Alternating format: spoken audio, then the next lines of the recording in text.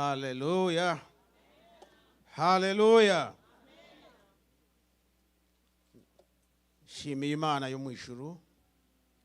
Yongeye kandi. I thank our Heavenly Father for giving us kutujabutsa or to allow us to cross over itushikana muri uyu mwaka mushasha twinjiyemwo. Cross over and bring us into a brand new year. Gituma kwisi yose. And that is why all over the world, abana b'abantu, the human beings, baririmba indirimbo z'amashimwe. they sing song of praise to God.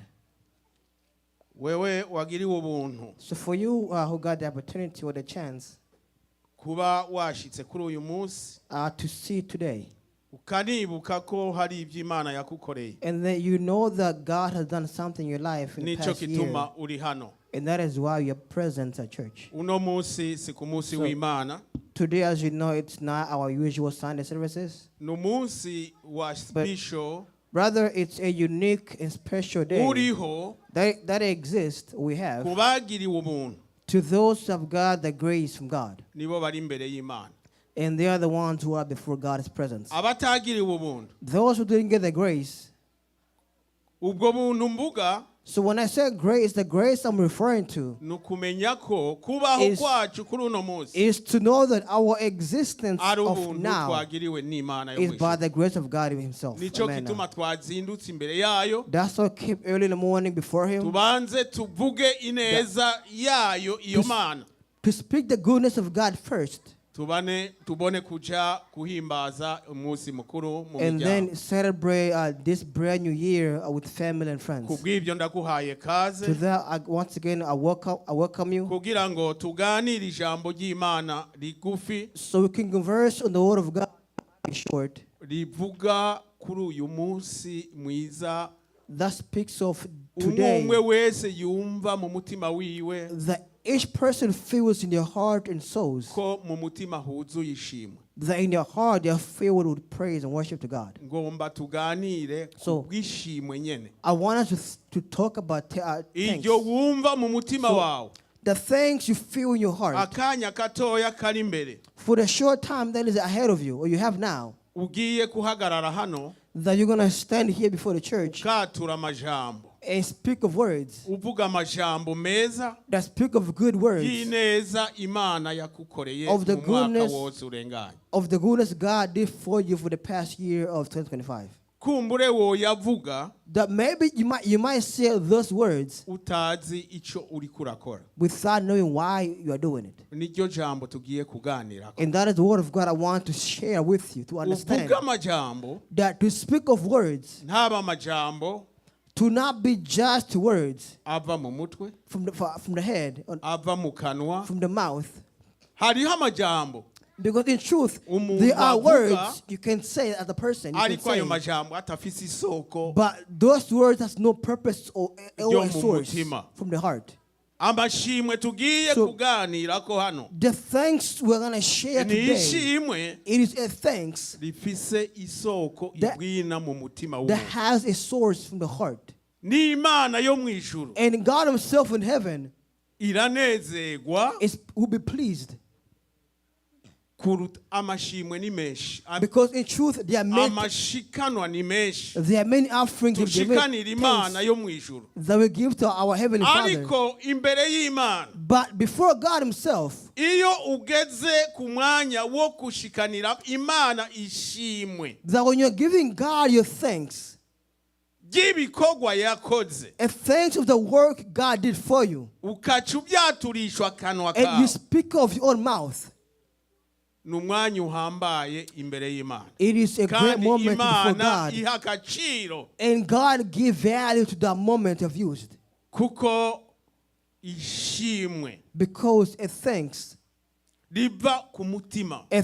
from the heart, that thanks has the weight of goodness, of godliness that you must show or you must send out to in the people. So, when they hear the word of God, because in truth, all of us have heard the word of God. But now, they are waiting to see the word of God they have heard, the work He has done in His people. Because those who believe in it, those who believe that God works in God's the wonderful God, and that goodness, they show it in the speak of it, that it will touch the heart of people, and it will cause many others to come to God. And that's how it was even back then. Those who testify about God, what God did for them, what Christ did for them, it is what made many people to follow Christ Himself. Amen. So we who know Him, that we who got the grace of God, let's have a culture, a behavior, to thank God to become our tradition and show the work God did for us in our hearts. The friendliness between us and God, let it be shown, let it be known in your things. And those know God, they don't wait for date. Because each year you see them, that to them this moment, they will thank God. They will thank God infinitely. But before you have known God yet, before you understand God and His work, that is why you will wait until the date.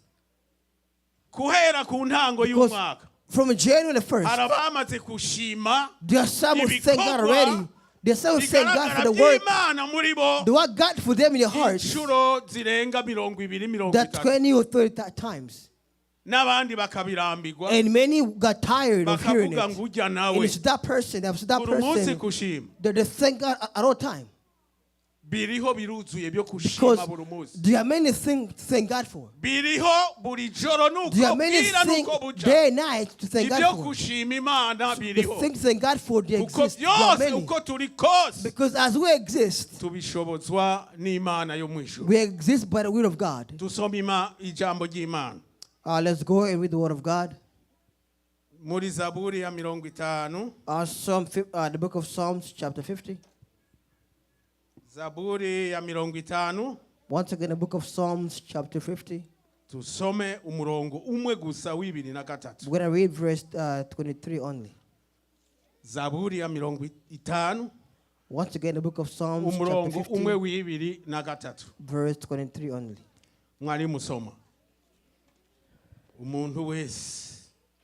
Umuntu wese ashikanira ikimazi c'ishimwe abampesheje icubahiro kandi utunganya ingeso ziwe nzomwereka agakiza k'Imana. Amen. Hallelujah. Amen. Uyo ni Imana ubwiwe. This was God Himself. Yanditse iri jambo. The God wrote this message. Niwe yahumekeye mu mukozi w'Imana yanditse iri jambo avuga God brought His servant saying that ngo umuntu wese, each person, anyone. Hallelujah. Amen. Nukuvuga ibikorwa by'Imana, God's work, ikorera mu bantu God does in His people. Ibikorera ibwina muri twebwe. God does it through us. Ariko, but ikibigaragaza, what shows nakanwa kacu kaza kwatura, is our mouth speaking the word God did for us. Iyo ubonye umuntu aje kuhagarara hano, when you see a person standing here and they thank God, amaguru yamuzanye, the feet that brought him here, akanwa yaje kukoresha, the mouth they are using to speak, even their hands they are using, they will take an envelope and put it in a basket. Hallelujah. Amen. Ivyo gusa ni vyamwa, that itself is fruits Ishimwe ryateguwe kera, of God's thanks that's prepared a long time ago. That's prepared by who? N'umutima. Prepared by the heart. Nuko mutima utosoka, although the heart cannot come out itself, nguze kugaragaza, the heart cannot come, ufisa abakozi, cannot come and show, but umutima ukoresha munwa, umutima ukakoresha maguru, the heart uses the mouth, the feet, the hands, because the heart cannot speak by itself, but use the body part, the hands, the feet, your mouth. So if you are here ready to give your thanks to God, that make sure that your thanks that you want to give to God, that make sure you have consult your heart first. Let it not be a thanks you brought out of nowhere, but rather make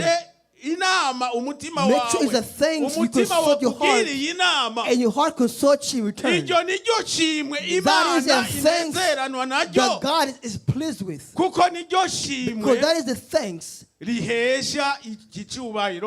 give honor to God. Amen. And God loves. Because below it said that those who are blameless in their heart, that God will show them His salvation and grace. Amen. Because God walks to those who are blameless in their hearts. When God bless you, do you well, your heart cannot hold the goodness God did for you. But rather your heart will show it in the public, and God will push out of you. Go speak it, go say it, go do it. And that is today we have. We have come to thank God in the goodness God did for us.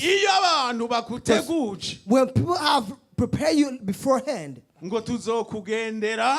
going to come to see you on a certain date.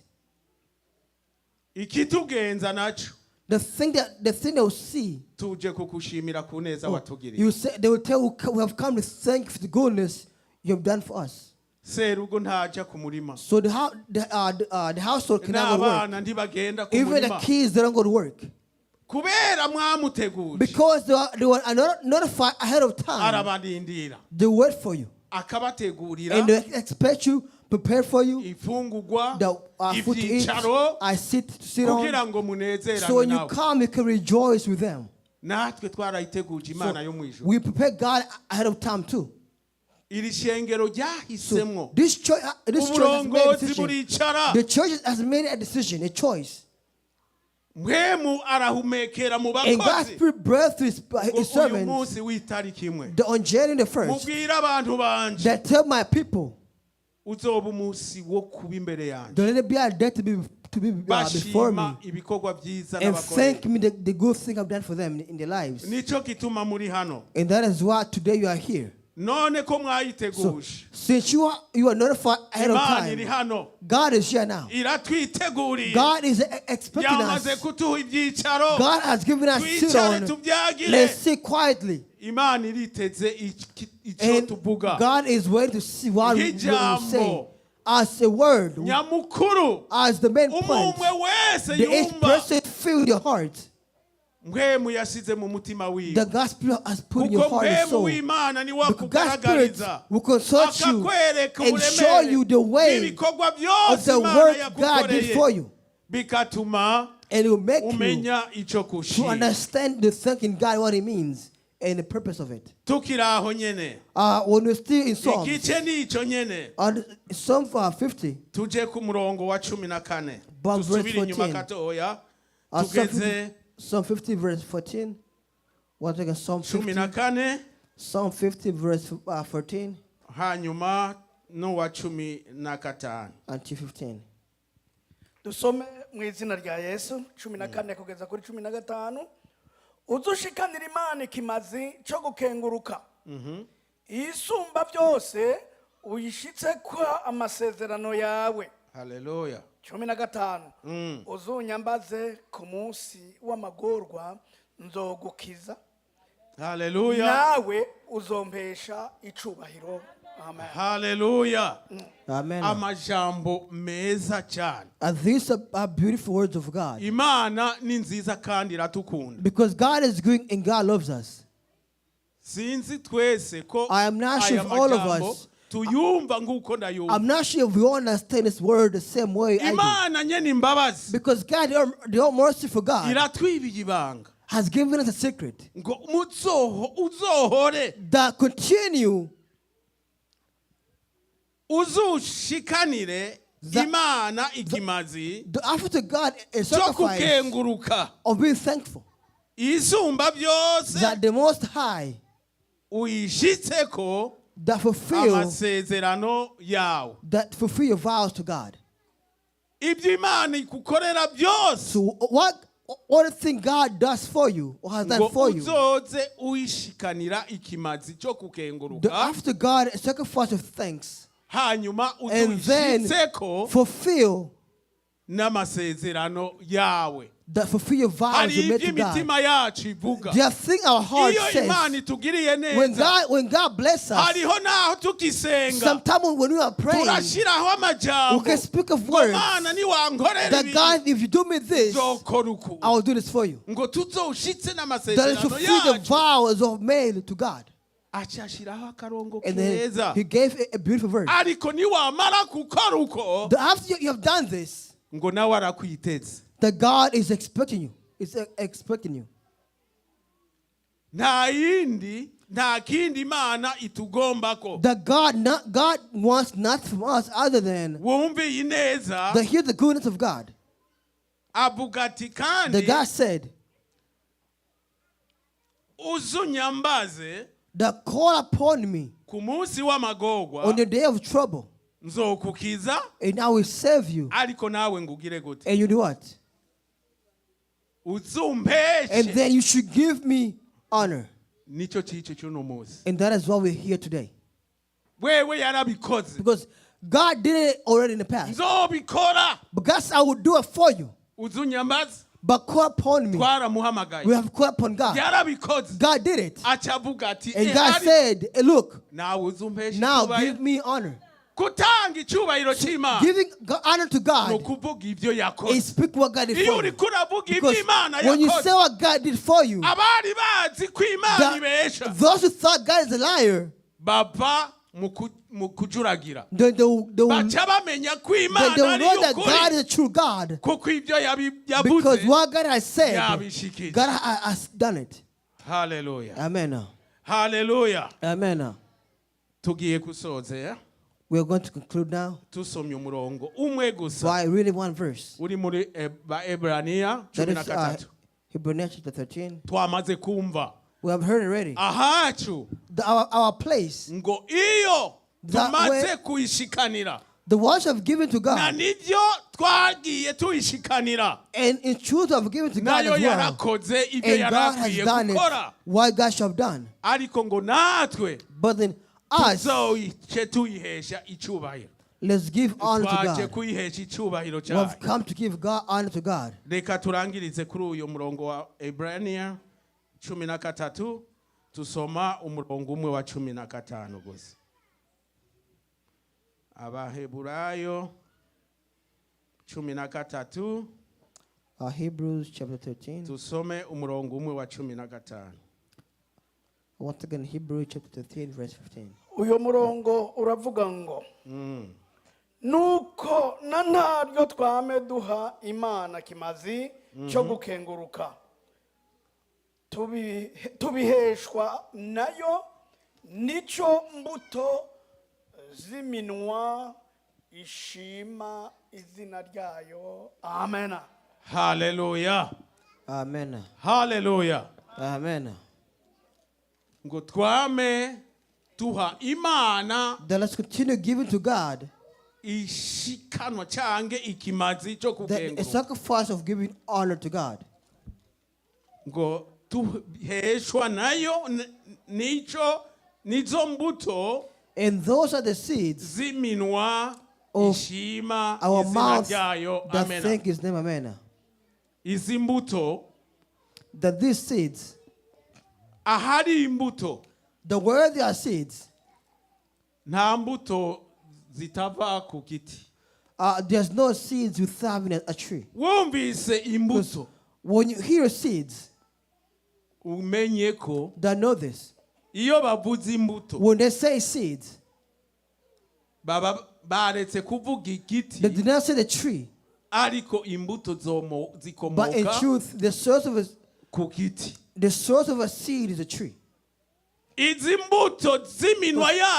seeds of our mouth that praise God His name. They come from nowhere else. The tree that makes us to have those seeds. The tree that bear fruits, that bear seeds. That tree is none other than that tree is our heart itself. And that tree that is hidden in us. It is what gives the seeds, the good seeds of fruits, of the good work God has done for us. And then we speak of our own mouth. Because when we are given to God,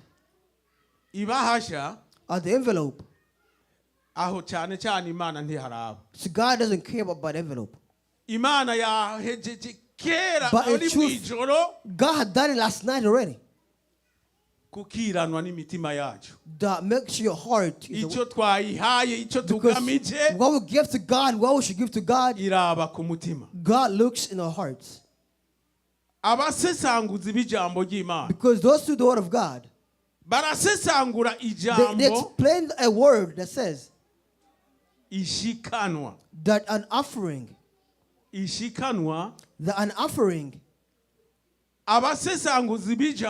that those who interpret the word of God or a sacrifice, an offering is a source. An offering is a source. Like in heaven, what's left is a hole. There are three. And then one came out of them. And he came and he died. Given as an offering, that in heaven there was a hole left. But there was one was missing who came himself and he died. Hallelujah. Amen. Because in your wallet an offering, in your wallet a hole will be left. Even your bank transaction, you see that a hole will be left. When it was 5, be honest with you, only a hole is left. Hallelujah. Amen. An offering. An offering of thanks.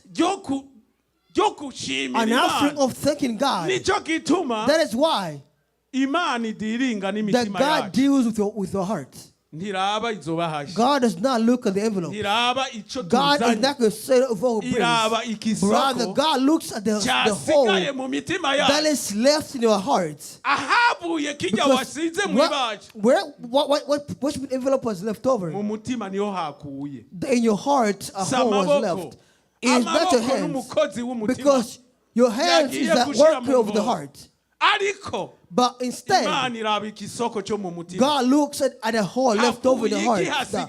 What was taken out and what was left. And then God is looking to see that to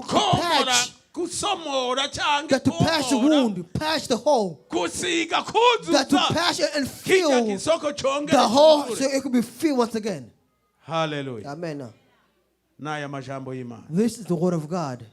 If you are here and you heard the word of God, that look the word of God, that we're going to say about thanks. Let it be words that consult your heart. Because God look at your heart. And then if you heard the word of God, I can say, may God bless you. May God bless us. This is the offering that I want to share in a short moment. That today, on the celebration of thanks, it's a great day God is pleased with. And God Himself is ready to receive our thanks. Because God is pleased through our thanks. Because it is God's honor.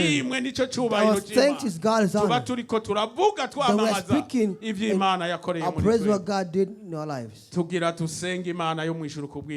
going to pray for this word. Be ready. Be ready. That do not be shy, do not be ashamed or embarrassed. that this word, if you have to tell us something in your heart, or maybe you can feel the goodness and you feel it's God's honor, that those that do this work, if you give the offering to God, that if you give God's offering, you're giving God honor. So look what God did for you and see the honor you bring to God. And God will receive it with blessings. And God gives you peace. Because God said, once you have done that, that could put me in your trouble. That's often to you. That could upon me and I will save you. And only for you, what you will do, that only give me my honor. We're going to pray now.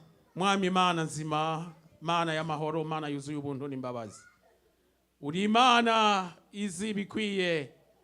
Uyu munsi n'umunsi w'amashimwe. Ni wewe wagombye ko tuganira iri jambo ry'ishimwe. Ishimwe ryo kukenguruka. Urarisobanura ngo niryo shimwe riba riteruye icubahiro cyawe. Reka Mwami Imana nzima iri jambo rigira ikibanza mu mitima yacu. Turisobanukirwe. Kandi wavuze ati databuja nitwagera mu mwanya ukomeye mwirinde ry'ibibazo ngo tuzokuhamagare ngo nawe uzotutabara ariko ahacu naho niwamara kututabara ngo tuzokuhesha icubahiro n'umunsi wo kukuhesha icubahiro hagararana n'umwe wese ari hano databuja ishimwe ryiwe data hawaza kuhaguruka yamamaza data buje ibikorwa byawe byiza data buje umwakirira ishimwe riva ku mutima wiwe hanyuma ute kumugirire neza uzomugirire neza niyakuhamagara mu gihe cy'amagorwa niyakuhamagara mu gihe kikomeye data buje uzamwitabe hanyuma nawe data azorushirizeho akuhesha icubahiro. Urakoze turakushimiye ku bw'ijambo ryawe bana natwe twese icubahiro no kuganza bibe gwawe ni mu izina rya Yesu Kristo amen. Amen.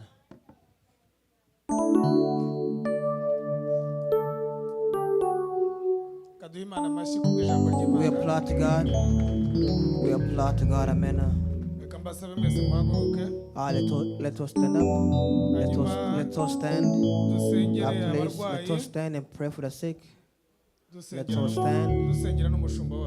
Let us stand and pray for the sick and pray for our pastor. Please do stand. We're going to pray for all of them together. If you are sick or if you need God's strength, so God can be with us. Amen.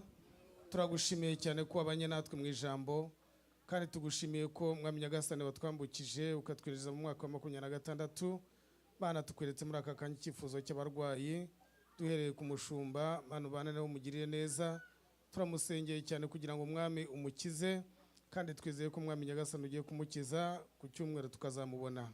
Urakoze cyane rero dusenge n'abarwayi bari hagati muri twebwe ubagirire neza wibuke n'abari kwa muganga Mana ubakize kandi ubakiza tuzashima.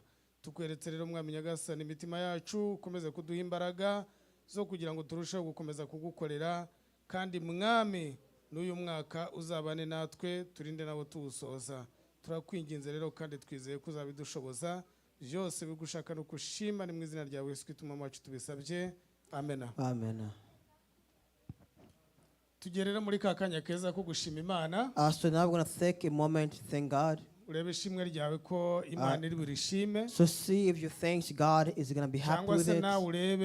Or then look and see if the things you are giving to God